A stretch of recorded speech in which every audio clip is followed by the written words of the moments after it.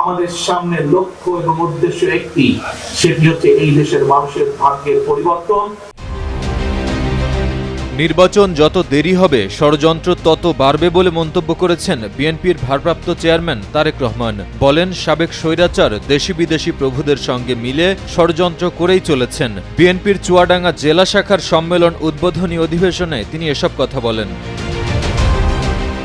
শনিবার সকালে চুয়াডাঙ্গার স্থানীয় টাউন ফুটবল ময়দানে সম্মেলন উদ্বোধন করেন বিএনপির মহাসচিব মির্জা ফখরুল ইসলাম আলমগীর। সম্মেলনে ভার্চুয়ালি যুক্ত হন বিএনপির ভারপ্রাপ্ত চেয়ারম্যান তারেক রহমান।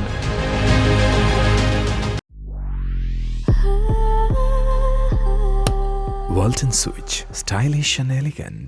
শুধুমাত্র নির্বাচিত জনপ্রতিনিধিদের মাধ্যমেই সংস্কারের বাস্তবায়ন সম্ভব বলে মন্তব্য করেন তারেক রহমান। তিনি বলেন, বর্তমান সরকার যে সংস্কারের কথা বলছে সেই সংস্কারও বিএনপি চায়। বেশি সংস্কার করতে গিয়ে নির্বাচন করতে দেরি হলে ষড়যন্ত্রকারীরা সুযোগ নিতে পারে। একটি সুষ্ঠু নির্বাচনের মাধ্যমে দেশে বিদ্যমান সমস্যা সমাধান করা সম্ভব বলেও মন্তব্য করেন বিএনপির ভারপ্রাপ্ত চেয়ারম্যান। দীর্ঘ ২৫ বছর পর চুয়াডাঙ্গা জেলা বিএনপির এই সম্মেলন অনুষ্ঠিত হয়।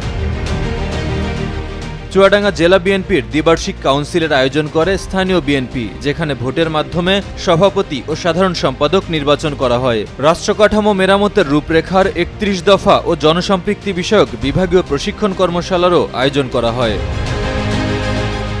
মাহিম মুস্তাফিজ, কালের কণ্ঠ।